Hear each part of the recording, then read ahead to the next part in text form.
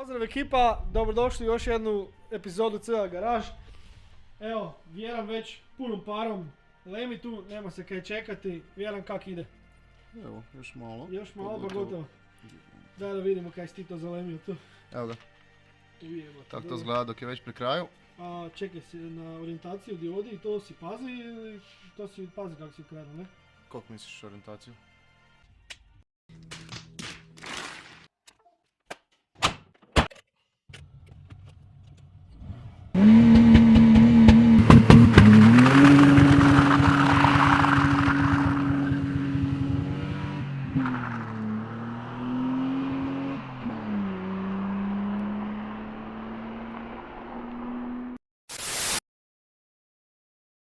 Ekipa bok, evo konačno nakon nekog vremena opet radimo na matinoj kocki. Da, mislim da vrijeme je da kad već puno ljudi vozi svoje projekte sa ECU-om u kojem smo mi radili, pa došlo je vrijeme da im, evo, ja sebi složim. Konačno da i on ima ECU. A danas budemo probali laički objasniti da čim više ljudi skuži zakaj na takav motor s kojeg se ne misle neke performanse izvlačiti, stavljati stand-alone. Eto, kao što ste vidjeli, sigurno sam već i par prije videa, trenutno unutra je motor M20 B27 sa Super ETA klipovima i do sad je bilo na normalnom stand-alone i funkcioniralo je to onako solidno i normalno. Sad smo uzeli AFR vunicu, to jest da bi vidjeli, da bi imali nadzor nad smjesom s koju vozimo i spojili smo ga na originalni sa originalnim ECU-om gore. I kad smo se vozili, vidjeli smo da AFR je super rich, sve skupa, ok, dalo se to dobro voziti, ali normalno kad vidiš tu taj AFR sa strane, onda ideš prčkat po mafu dok ga ne dobiš tak kako bi ti htio, čisto radi potrošnje goriva, dakle fuel ekonomija. Isprobavaš da li mu bolje paše da je malo bolje masni, da u nekim ili bolje lean. I kad smo došli do toga, poštevali sve skupa da nam to radi u nekom željenom našem AFR-u, imao sam problem sa cold startom. Znači ja sam auto malo zamastio, imao je malo ljepši, bolji odlazak na gas i sve skupa bi se ponašalo kad smo neka vremena mjerili malo bolje. Ali jutro kad sam ga upalio ti htio katastrofa zalijeva, full užas. Pa smo mijenjali senzor temperature koji je spojen u ECU, pa sam mislio da mu on laže krivu temperaturu pa da zato još sve skupa multiplicira to gorivo. Nikak nismo mogli uglavnom naštelat, taj cold start je bila apsolutna katastrofa. Auto si nagovara, bude nebo, pipnul gas, sam da se nije zadušio. Isto tako auto je imao problem sa tim kompletnim, znači warm-up fazom ili warm-up enrichment kako se naziva u većini tih stand-alone-ova. Dakle, kad ga upališ, pa dok ta faza kad ga cold start, hladni start upališ, pa do neke radne temperature. Znači, odaziv na gas je bil katastrofa, nemirno je auto radilo. Okrete su oscilirali od 900 do 1100 okretaja, auto se zaletavao i kad si onda dobio to opet da je dobro, onda opet poslije, ako si znači našteo na AFM-u tako, ako si dobio taj dio dobro, onda poslije opet auto nije išlo kako spada. Tako da, jedina opcija koja mi je pala na pamet to vrijeme je ništa, idemo na neki najjeftiniji, najmogući način, puknu neki unutra stand-alone. Pošto smo taj board već ogradili par projekta, imao sam doma, ja ne znam kada ništa, idemo staviti i gotovo. Evo kako je Matija napomenul, cilj same ugradnje stand-alone na taj motor nije dobiti neke performanse, nego dobiti bolju vozljivost, bolji troubleshooting, znači da se više ne zajebava s tim pimplanjem po mafu. Tako da ne budemo radili niti nikakve konverzije na bobine, niti ništa. Sad, kad idete stavljati stand-alone, postoje više modova rada u kojem on mora raditi. Imate Speed Density Alpha N. Mi budemo radili u Speed Density modu i za Speed Density mod nam je potrebno sljedeće. On si za referencu uzima TPS, senzor brzine motora ili kako mi zovemo broj okretaja i vakum i lambdu. Znači za vakuum smo stavili te komad na originalno vakuum crijevo koje ide isto unutra do ECU-a. Stavili smo adapter na originalnu gas klapnu i gore se stavlja M52 senzor pozicije gasa. Jer originalni M20 senzor pozicije gasa vam je prekidač, on-off. Znači vi kad ga zakrenete čujete klik, a ovaj je ko potenciometar i točno se vidi koji otklon glasa imate. I ostavili budemo originalne razvodnih paljenja, originalne kablove, originalnu bobinu. Jer ne mislimo tu sad voziti neke performanse i ne budemo stavili separativne bobine. I širokopojasnu lambda sondu. Znači stara lambda se vadi van, stavlja se gore širokopojasna, koju vi realno ne trebate za vožnju, ali je dobro imati nadzor nad smjesom. Sad ne znam, vi se vozite i vidite da vam auto lin, znači od 14, 15, 16 nadalje, neke ne valja ili pumpa goriva ne daje dovoljno goriva, ok. I da se spasite motor, da se ne dogodi nikakva šteta, gasite i onda idete gledati kaj, ne. A opet ako već imate na autu, za malo naprednije stvari morate koristiti za closed loop fuel correction. To vam je mod u Megasquirt opcijama se to zove EGO control, gdje njemu dozvolite da on 5 do 10%, 20% koliko vi hoćete, korigira tabelu live. Postavite fuel tabelu, postavite V tabelu i to je fiksno i auto radi stalno tako. Ali nisu uvijek stalno isti uvjeti na cesti, nisu uvjeti, ni temperatura nije ista, ni isto gorivo, pa onda dolazi do malih oscilacija, ali to su već fine stvari o kojima ne budemo puno pričali. Isto tako, ovaj board je u biti plug and play i šteka se na originalnu instalaciju. S tim da se na ovoj instalaciji miče MAF, stavlja se temperatura usisa, senzor temperature usisa i koristi originalni senzor radilice. Znači postoje dvije vrste senzora radilice, imate VR senzor i Hall senzor. Stari motori poput M20, M40 koriste VR senzor, dok već na M52 mislim da je Hall senzor. I onda ne treba taj pretvarač, da se to laički izrazim, koji je na bordu. Za nove motore ne trebate VR conditioner. Dakle, kao što smo rekli, plug and play varijanta. Kaj to znači? Šta ECU sad tak izgleda? Na njemu se vidi jedino da nam treba onaj vakuum koji je tu na ovaj map. Štekamo koje smo spominjali tam.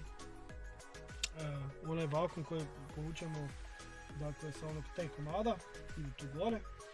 Tu je izlaz, to jest tu se kopče USB za Tuner Studio i on sam po sebi izgleda stvarno plug and play. Znači koja je prednost je tog plug and play sistema je sljedeća, možemo to malo otvoriti, nismo to još zategli skupa. Ovako to izgleda. Postoje dvije varijante procesora koje se može koristiti za board, a to je Mega 2560 ili STM32. Prednost sama tog plug and play sistema i ovog boarda je ta da, kao što samo ime govori, plug and play. Znači minimalne preinake su potrebne da bi uspjeli spojiti taj ECU gore, a to je da ne moramo imati sad tu ovakav bunt kabla van i svaki kabel krimpat ili sjeći 55 pinski motornikov konektor i vući, šta ja znam, na izlaz za injektor 1, injektor 1 tu, izlaz za coil 1, bobinu 1, bobinu tu i tako dalje. Kompletno cijeli wiring da ne moramo raditi z nule. Znači super je jednostavno po tom smislu uštekaš, napraviš tih par zamjenaka kao što je Vjera malo prije rekao i praktički kad to sve skupa imaš, znači ta senzorika i sve skupa, ti odpojiš stari ECU i zaštekaš ovaj ECU i jedino kaj ti je još potrebno USB kabel. USB kabel štekamo također isto iza, kao što sam vam pokazao. Kad smo sve ovo spojili, uštekali kabel, potreban nam je laptop na kojem imamo Tuner Studio. Dakle, otvorimo svoj projekt koji smo kreirali u Tuner Studio. Ja ga već imam, sad da to vam ne pokazujem ponovo. Ušteka se USB i sad bi se trebalo čitati, dakle direktno, sad smo direktno spojeni sa ECU. I kaj sad? Sad kad to napravimo, prvo kaj treba ići pogledati kakve imamo injektore znači unest injektore unutra i izračunati, znači stavimo displacement da je, znamo, 2.7, 6 cilindara, 108 kubika su injektori, air fuel ratio je stoichiometrički 14,7. Dakle, tu postavljamo settingse od injektora. I sad idemo do trigger setupa, bez kojeg ništa. Sa iskustva znam već na M20, M30 u ovoj vrsti ECU-a potrebno nam je 276 stupnjeva offseta da bi ECU znao gdje je OT i tak dalje, da ne dužimo tu priču. Znači bez tog offseta teško je naštelati initial firing kut, znači da vam direktno, recimo kad stavite kut 10, da stvarno je kut 10 koji provjerite poslije sa stroboskopom. Ako možete ga tu štelati sa offsetom, a postoji drugačiji način, ali bez ova tu vrijednost vam dirigira sve. Tu su nam tabele, imamo tabelu goriva, V tabelu, imamo tabelu kut paljenja i imamo AFR tabelu. Dakle, sve što mi namjestimo u AFR tabeli, taj AFR pokušava nam closed loop fuel korekciju raditi po tome kako smo mi AFR u kojoj regiji namjestili, kako bi mi htjeli imati. I sam autotune funkcija samog tuner studija isto se ravna po ovome i ona pokušava peglati našu V tabelu na ove vrijednosti koje smo mi dali. Dakle, u full nekom loadu 12.8, sad tu kod nas u ovom slučaju u nekom cruisu 13.7.14. Evo. To su bile te mape. Može se imati znači druga mapa goriva, druga mapa kuta paljenja koje se ukidaju opet pomoću nekih switcheva ili tako. U Spark settingsima, znači kod krenkanja ili verglanja, da je kut 17. I Spark output mode, tu je sad ova stvar koju smo rekli, mi ćemo staviti sad na single channel zato što imamo samo jednu veliku bobinu i koristimo distributor koji je originalni na M20 gore. Evo, to je to od nekih baznih settingsa koje su nam potrebne i sad treba, znači da bi za M20 govorim sad. I sad kaj nam treba nam još idle control valve pogledat, znači može se pogledati u kojem smjeru radi i frekvencija njega je tu sa 98 i 2, to sa 3 žice, svi koji su treba staviti tu number of outputs 2. I idle valve direction, znači u kojem smjeru on, kad je duty cycle veći, da on više otvara, kad je duty cycle manji, on praktički zatvara. Znači, kad više otvara, daje više zraka. Ne? I sad treba pokalibrirati neke stvari, a to je TPS, pressure sensor, cooling temperature sensor, air temperature sensor, to bi bilo to što se tiče senzorike temperature. I sada po tools, AFR senzor. Evo drop down meniju, sad ima tu više AFR kontrolera.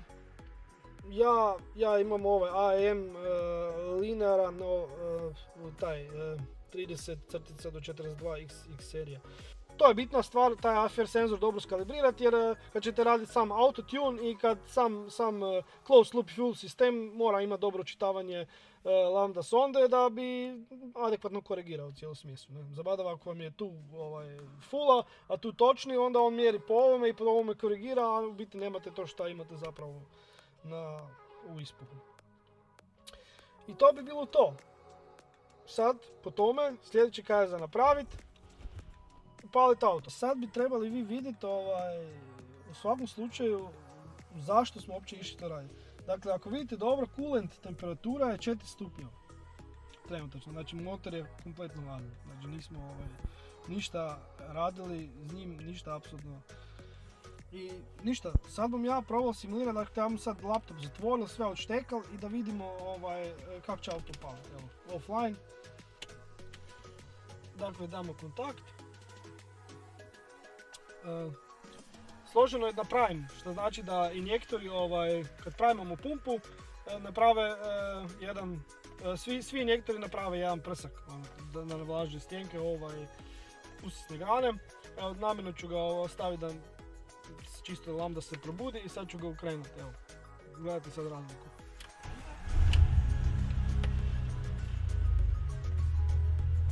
Evo, mislim da rijetko koji M20 ovako pali hladan. Warm up enrichment on. u samom tom warm-upu i grijanju motora, gorivo, kad je motor hladan, nema svojstvo da isparava. Kad je hladna glava i sve ostalo. Znači, ono se ubrizgava i lijepi se na stjenke. Ne stvori se ona fina maglica, nego se jednostavno lijepi za stjenke. I da bi mi to kompenzirali, mi moramo više dodati goriva, puno više, da bi motor si mogao povući gorivo, laički rečeno, ajde tak. I to radimo u ovoj tabeli, tom warm-up enrichmentu. Dakle, čim je motor hladniji, to više injektiramo goriva, čim se on grije bolje, kao što vidimo po grafu, to smanjujemo gorivo kao što je tu. Evo, sad smo već na 106%. Stoje milion stvari na koji način se može podesiti da bi motor dobro radio, u niskim leru i tako dalje. I zato ima tu puno featuresa u tom Startup Idle tabu. Dakle, jedna od bitnih stvari kod samog paljenja, pozicija ler gas motora ili ler motorića. Znači, mi možemo već ga unaprijed aktivirati da kod krenkanja on je malo više otvoren, da mu da više zraka ili malo više prigušen, nebitno u kojem smjeru hoćemo.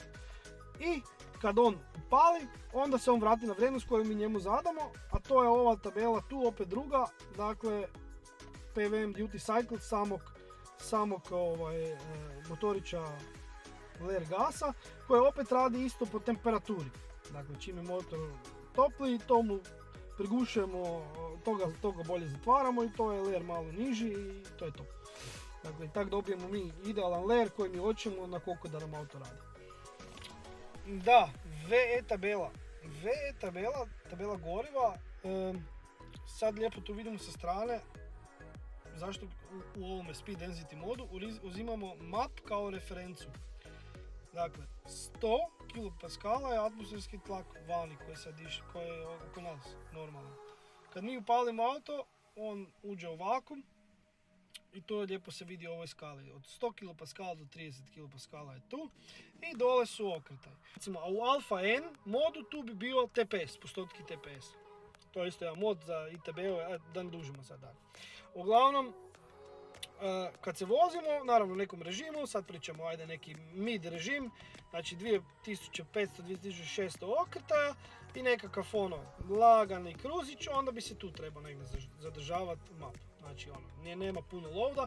Kad mi pogazimo po gasu u brdo recimo gore, onda skoči, znači motor ne vuče više toliko vakuma, nego on skoči automatski gore u blizu atmosferskom tlaku i kreće se po ovoj liniji do kraja da bi držali gas do recimo blokade. Dobro, da ne dužimo sa tim stvarima, jer sad ako tu idemo unutra u te detalje u mape goriva, mape AFR-a, onda ovaj video neće imati nikad kraja. Sad smo mi otišli na stvari koje sve ljude zanima, a to kad stave standalone, odmah se ide launch control, minus kut, minus 20, po mogućnost da plamen leti van, da pobiraš dijelove po cesti, lambdu, sve razbiješ i gotovo. Ne, šalu na stranu. Naravno, omogućava nam je ovakve gluposti, launch control, čak i na atmosferskom ovome motoru. Mi se mi pravimo da su to gluposti, a svi nam je to zanimljivo čuti. Pa da. Svi se pravimo, kako baš Vjeran veli da nam to ne treba, a svaki kad malo neko pukne zaspu, odmah se neko cima i ukreće. Da, to pa nam omogućava čak i flat foot shift i koje kakve stvari, ali zato nam treba switch na samom kuplungu dole koje smo stavili koji grounda, znači jedan output sa samog ECU-a, ECU ima output ekstra za to, on ga grounda ga i kad ti stisneš kuplung, on grounda taj switch i on zna da je sad kuplung pritisnut i onda ulazi po različitim režimima u launch ili u flat foot shifting. Jedna od zanimljivih stavki također je engine protection, a to je mi možemo napraviti recimo kod same blokade, znači da nam je engine protection aktivan od 1500 okretaja, kad recimo stavimo onda blokadu soft rev limit, ja sam ostavio sad isto koliko i tu, i da mi 0,2 sekunde vraća kut na 10. Sad oni većinom nisam pretjerivao, tu išao u minus i tak, vidjet ćemo kako će to ispasti. Ali i ova je bitna stavka, dakle on će jedino meni kad dođe u blokadu gasiti jedino spark, znači injektor će dalje pljuvat gorivo, a on će gasiti samo iskru i paliti opet. Aj sad, vi već znate na šta ciljamo. I tu dolazimo do te točke koju sam naglasio na početku videa, zašto smo stavljali ovaj WC unutra. Zato što mi on omogućuje sve moguće korekcije koje ja želim napraviti lakše jednim klikom. A ne da moram flaširati nekakve eprome, neke međuplejtove stavljati, nekakve kemije raditi koje za mene nisu više, ne vredi se više s tim igrati. U ovoj situaciji ja imam kompletni nadzor, ako mi nešto ne štima, vidim da mu fali goriva, ne fali mu goriva. Brzo mogu riješiti neku situaciju ako je nekakva, na takvom autu, velim, brzo možemo naći ako ga nešto muči. Cilj ovoga ECU instala, kao što sam rekao na početku, je bilo taj da ne moram šerafiti stalno po mafu, da bi auto mi dobro radio i tako kako sam si ja to zamislio, da auto radi dobro u leru, da auto radi dobro u cruisu, da auto radi i dobro u pulu, da dobro upali. Kaj se tiče performansa koje su još primjetljive, uz to što motor radi mirnije, ljepše, bolje, sam response gasa i taj throttle blip, taj se da isto dobro poštevati u Tuner studiju i tu je taj motor sad puno bolji. Jest da je još uvijek ostao maf gore i da je restriktivan, moramo staviti samo neku cijev koju ćemo tu priblikati, on je sad učtekan. Jest, znam da je unutra klapno i da je restriktivan sad malo, ali iskreno da vam velim, ovaj motor kakav je, respektiram ga, za ovu šasiju je fenomenalan, super. Također nisam htio raditi nekakve ekstremne stroker buildove, nisam htio raditi nekakve ITB-ove na ovo, jer ako već se ide na nekakve performanse, onda idemo na ozbiljne performanse. A za to imamo ovog kandidata tu, koji čeka na red i vidjet ćete više o tome u sljedećim epizodama. Da, dobro je Mata rekao, znači nema smisla ići sad tu uložiti 10.000 eura za 30 konja, nego budemo slagali M50, B25, to budete uskoro vidjeli, počeli budemo lagano sa disassembly i mislim da je vrijeme. Da.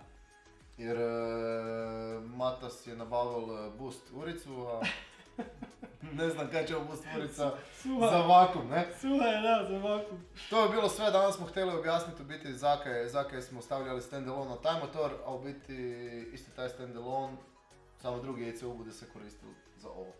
Da. To je bilo to, vidimo se, čao! Bok.